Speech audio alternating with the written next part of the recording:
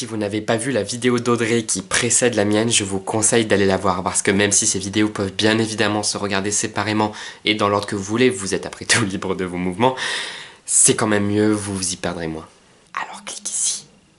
Salut tout le monde, je vous retrouve aujourd'hui pour une vidéo que j'avais terriblement hâte de vous tourner parce qu'elle concerne un projet qui se monte depuis déjà plusieurs mois avec en plus une personne que j'apprécie beaucoup puisqu'il s'agit de Audrey de la chaîne Le Souffle des Mots, ma très chère acolyte que vous connaissez sans aucun doute, ma copine de tribulation.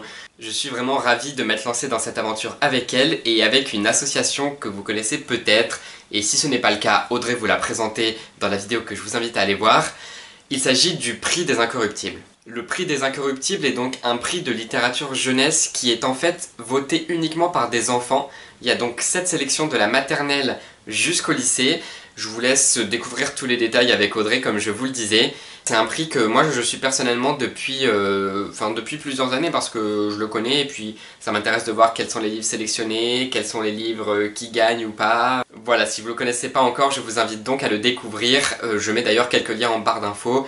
Comme ça, voilà, vous aurez tout ce qu'il vous faut. Nous nous associons donc, Audrey et moi cette année, au Prix des Incorruptibles pour leur sélection 3e lycée. Et il y a dans cette sélection 5 livres qui sont vraiment géniaux, enfin je les adore tous. Audrey vient de présenter dans sa première vidéo Les Petites Reines, Aristote et Dante découvrent les secrets de l'univers, ainsi que Ma mère, le crabe et moi de Anne Persin. Je vais donc vous présenter les deux restants qui sont On est tous faits de molécules de Susan Nielsen paru aux éditions Helium, ainsi que Lever de rideau sur Thérésin de Christophe Lambert paru chez Bayard. Je commence par On est tous faits de molécules de Susan Nielsen. En plus finalement c'est assez logique et c'est d'ailleurs assez étonnant parce que ce livre, je l'ai lu il y a hyper longtemps, genre il est sorti en 2015, moi je l'ai lu fin 2014, enfin quelque chose comme ça, donc c'est vraiment des souvenirs lointains, alors que le Christophe Lambert c'est ma dernière lecture. Je me suis donc un peu replongé dans l'histoire du livre, dans ma chronique, dans mes souvenirs, pour vous parler de ce livre. Mais sachez d'abord que Susan Nielsen est une auteure que je suis depuis qu'elle est publiée en France et j'ai adoré chacun de ses 3 précédents romans. J'ai d'ailleurs adoré chaque roman encore plus que le précédent. Et voilà, le dernier qui était sorti avant On est tous faits de molécules, c'est le journal Malgré lui de Henrika Larsen, c'est ça, donc toujours chez Helium, qui avait été un roman bouleversant, poignant et ouais, presque difficile à certains moments, qui m'avait vraiment mis une belle claque. On est tous faits de molécules est un roman toujours magistral, j'ai envie de dire, mais sur un ton beaucoup plus léger, avec beaucoup d'humour et tout en restant vraiment émouvant. On suit donc, et c'est d'ailleurs la première fois que l'auteur utilise le procédé de la double narration, 2 personnages qui sont Stewart. Donc Stewart s'installe avec son père chez Ashley, qui est donc le 2e personnage, et sa mère, parce que voilà, comme vous le devinez, son père et la mère de Ashley se mettent ensemble. Il y a donc cette famille recomposée, et à travers les points de vue de ces 2 personnages, on va suivre comment chacun vit la famille recomposée. D'autant plus que, sinon ce serait pas drôle, les 2 personnages sont vraiment des opposés. D'un côté, pour vous faire le côté caricatural, on a Stewart qui est l'espèce de geek ringard qui a du mal socialement, et alors que Ashley c'est un peu la lapin beige populaire. Mais pourtant c'est vraiment des personnages auxquels on va s'attacher réellement, même s'ils nous énervent. Et petit à petit on va les suivre et suivre leur histoire et aimer comment ils évoluent et vouloir qu'ils aillent bien et suivre leurs aventures, et c'est vraiment un plaisir de les suivre. On s'attache à eux et ils finissent vraiment à la fois par la façon dont ils racontent l'histoire, à la fois par les événements, à la fois par tout ce qui leur arrive, par nous toucher. En plus il faut savoir que l'histoire de la famille recomposée n'est pas le seul tracas de ces personnages, puisque Stewart a perdu sa mère il y a 2 ans, et 1 an ou 2 ans, je sais plus, et il n'a pas réellement fini son deuil. En plus, comme il a un peu des problèmes socialement, enfin problèmes entre guillemets, mais voilà, il a un peu de mal à s'intégrer à son nouveau collège. Et de l'autre côté, Ashley, elle, c'est son père qui part de sa maison, qui va s'installer au bout du jardin, dans une espèce de cabanon, avec un homme. Beaucoup de choses qui se mêlent, ça pourrait donner l'impression que ça part dans tous les sens, et pourtant c'est fluide, ça emporte, c'est efficace, c'est vif, c'est drôle, et voilà, on se laisse vraiment emporter par l'histoire, et j'ai un souvenir vraiment très fort de ce roman, comment il m'avait ému, touché, et d'ailleurs quand je vous en parle, il y a plein de souvenirs de scènes, notamment de la fin, qui me reviennent, et c'est vraiment émouvant, je trouve, de repenser à ce bouquin. Je me rappelle très bien, je l'avais lu un peu avant Noël, donc ça devait être Noël 2014, je l'avais reçu, j'étais genre hyper content, je l'avais dévoré en une journée je crois, et c'était tellement top. J'étais donc ravi de savoir qu'on est tous faits de molécules et dans la sélection 3e lycée du 28e prix des Incorruptibles, et je suis très heureux de vous en reparler. Si vous voulez voir une autre vidéo par rapport à ce livre, je vous invite tout simplement à aller voir l'interview de Susie Nielsen que j'avais faite au Salon du Livre de Montreuil en 2013, si je ne m'abuse. J'avais mis un certain temps à la publier, et puis là du coup ça date. Mais Suzy Nielsen, ça avait été une rencontre très marquante et très touchante pour moi, donc je suis vraiment encore plus content d'en reparler aujourd'hui. Le deuxième roman que je dois donc vous présenter, c'est Lever de rideau sur Thérésin, et forcément j'en ai des souvenirs très forts, très marquants et très précis puisque je viens de le finir. Du coup c'est quand même assez difficile d'en parler, d'autant plus que la fin est quand même...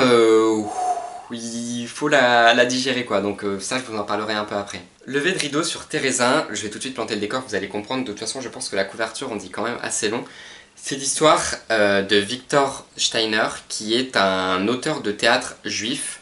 Il vit à Paris, il a beaucoup de succès, bon il a perdu sa femme il y a quelques années, mais même si ça a été très difficile et que son absence lui fait encore mal, il a fait son deuil. Et voilà, il a beaucoup de succès, mais il va se faire déporter à Thérésin, un camp de concentration de juifs. Mais ce camp, alors il est en Tchécoslovaquie et il a la particularité de réunir beaucoup d'artistes. C'est un peu le gratin des juifs, si j'ai envie de dire. Je sais plus exactement l'expression qui est utilisée dans le bouquin, mais voilà, c'est un peu l'idée. Et à l'occasion d'une visite de la Croix-Rouge internationale qui doit inspecter les conditions de vie du camp, pour laquelle le camp va donc mettre en avant des moyens extraordinaires pour donner l'impression que c'est un camp idyllique, Victor Steiner va devoir, à la demande de l'un des commandants du camp, écrire une pièce de théâtre qui sera jouée à l'occasion de cette visite. Sauf que lui, il aime pas les commandes, il se considère comme un artiste qui a envie d'écrire ce qu'il veut et pas d'écrire sous la commande. Et puis surtout, on lui demande d'écrire en situant son histoire au temps du roi Soleil, alors que lui écrit que du contemporain. Mais il va se prendre au jeu de la commande, écrire cette pièce, et voilà, il y a beaucoup de choses qui se mêlent à ce projet, mais je vous en dis pas plus pour vous laisser le découvrir. Comme vous le constatez, c'est donc un roman avec un sujet très difficile, très dur, et voilà, c'est difficile, mais l'auteur s'en sort avec brio. C'est dur, mais ce n'est pas une grosse claque, c'est pas un truc qui t'en met plein la vue, c'est pas non plus un truc qui en fait trop. Bien au contraire, l'auteur raconte son histoire avec beaucoup de dignité, avec beaucoup de force, avec beaucoup d'émotion. Et on dirait pas comme ça, mais finalement, le roman, dès qu'on le commence, après, j'ai trouvé qu'il était addictif. On s'attache énormément au personnage principal ainsi qu'aux autres personnages, on a très envie de connaître le dénouement, et le style a ce je ne sais quoi d'hyper fluide qui vous entraîne dans l'histoire et qui vous emmène jusqu'au bout de façon haletante. Et puis je trouve aussi que les sujets abordés par l'auteur sont touchants, intéressants, voire passionnants. Ce qui est intéressant de voir déjà, c'est que l'auteur a écrit un peu sous contrainte, mais ça, il l'explique en fait dans la note finale du livre, j'ai pas forcément envie d'en parler plus. Il met en scène un auteur qui doit écrire sous contrainte, qui lui-même écrit sur Molière lorsqu'il a écrit une pièce qui était un peu sous contrainte. Donc voilà, il y a une espèce de mise en abîme assez vertigineuse qui est, je trouve, très intéressante. Et ça lui permet d'avoir un réel propos derrière son histoire, c'est de se dire, est-ce que l'artiste qui écrit sous contrainte, sous commande, est-ce qu'il est toujours libre? Est-ce que ce sera quand même son art ou est-ce que ça a été corrompu? Voilà, il y a plein de questions qui sont posées et j'ai trouvé ça vraiment très intéressant. Ce qui est encore plus fort, c'est que la pièce de théâtre écrite par Victor Steiner, excusez-moi, a été écrite par Christophe Lambert et figure à la fin du livre. C'est donc une pièce en alexandrin qui se passe pendant la période du Roi Soleil, alors que le roman se passe en 1942, il me semble. J'ai envie de dire que la performance d'écriture, historique, etc. est dingue, d'autant plus que la pièce tient, est drôle, fait un bel hommage à Molière et est bien écrite. Mais surtout, alors que le roman vous tient en haleine, la fin, donc la fin du roman avant qu'il y ait la pièce de théâtre, là je sais pas, ça m'a pas mis un coup de poing, ça m'a pas mis une claque, ça m'a juste vraiment pris au cœur. Et j'étais... ouais, poignant c'est le mot je trouve, parce que je veux vraiment pas vous en dire trop, je veux pas vous dire quoi que ce soit à propos de cette fin, à part qu'elle m'a beaucoup ému et qu'on en ressort un peu ailleurs et ému et encore avec eux et ce roman reste encore en toi après que tu l'as fini. Après ces deux avis dithyrambiques, vous comprendrez que la sélection 3e lycée du Prix des Incorruptibles est une très bonne sélection cette année. J'ai d'ailleurs adoré les 3 autres romans qu'Audrey a présentés dans sa vidéo. Mais pour vous présenter un peu plus le prix et avant de vous annoncer un peu ce qui va se passer cette année, je vous invite dans les locaux du Prix des Incorruptibles. Vous venez avec moi ?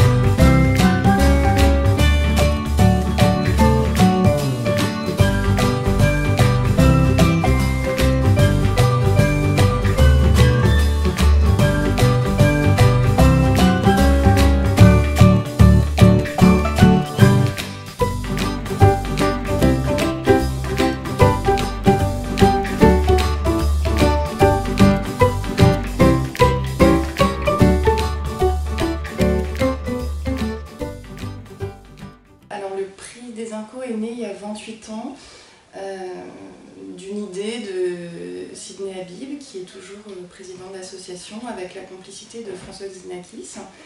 Et c'était une idée toute simple, c'était, voilà, à l'époque il était libraire, on conseille des livres aux enfants, est-ce qu'ils les aiment vraiment? Est-ce qu'on peut avoir leur avis de lecteur au lieu d'être toujours nous, adultes prescripteurs? Et donc ils ont eu l'idée comme ça de lancer un petit prix littéraire. Alors au début c'était très modeste, il y avait je sais pas, 12 enfants, 15 enfants. Et puis au fil des années ça s'est organisé, les enseignants se sont tout de suite emparés du projet. Et donc maintenant on est à peu près 8000 structures partenaires, établissements, bibliothèques, centres de loisirs, et l'année dernière à 415 216 enfants votants. L'idée de base est toujours la même. L'idée de base, c'est de susciter l'envie et le désir de lire chez tout le monde. Au début, on était passé, il n'y avait qu'une tranche d'âge, c'était 8-10 ans, je crois, et puis après, les enfants ont grandi, ils ont demandé à continuer, donc on a continué, et les plus petits aussi. Et c'est comme ça que, petit à petit, on a ouvert les catégories de la maternelle au lycée, avec toujours autant de bonheur. La sélection idéale pour nous, c'est une sélection riche évidemment, aussi bien en termes de thèmes, d'auteurs, d'éditeurs, que de style d'écriture. Et surtout, on essaie qu'elles soient les plus variées possibles parce que l'idée c'est quand même de faire lire un maximum d'enfants, et donc ce qu'on espère c'est qu'à chaque fois ça va toucher, au moins un livre va toucher quelqu'un.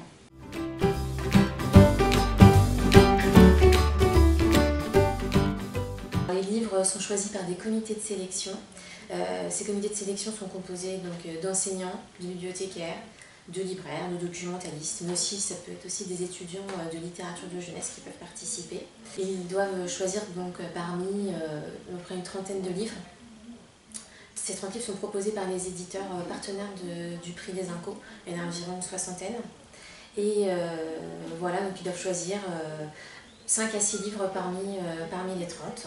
Il y a une présélection qui se fait en interne parce qu'on reçoit 460 propositions, tout niveau confondu, ce qui est énorme. Nous, voilà, aidés de quelques coordinateurs de comités qui sont très investis dans l'association, on fait une première présélection. Il y a à peu près 115 comités réunis dans toute la France, donc ce qui représente à peu près, on va dire, une quinzaine de comités par niveau. Donc ce qui fait à peu près par niveau de lecture, à peu près 160 personnes qui choisissent la sélection. Et donc au global ça représente 1100 personnes tous niveaux confondus.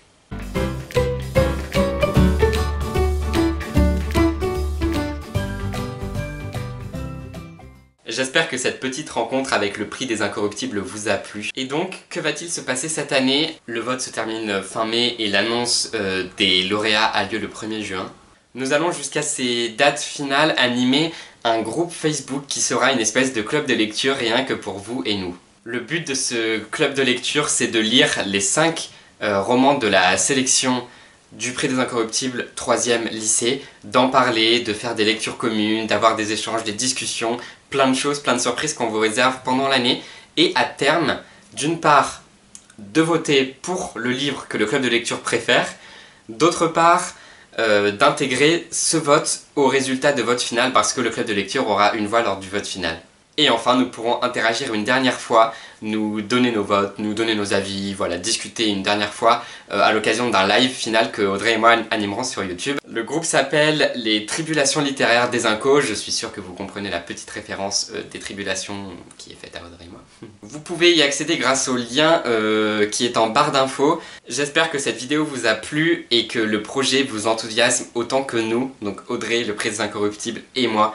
Mais voilà, Audrey et moi sommes vraiment très heureux de partager ce projet avec le Prix des Incorruptibles, mais également avec vous. Ces 5 romans sont vraiment des pépites que je vous invite à lire. En attendant, je vous retrouve bientôt sur le blog, la chaîne, les réseaux sociaux ou sur ce club des lectures, les Tribulations littéraires des Incos. Je vous souhaite de très belles lectures et je vous dis à la prochaine. Salut! Abonne-toi, comme ça tu seras incorruptible. Il est beau le poster, hein.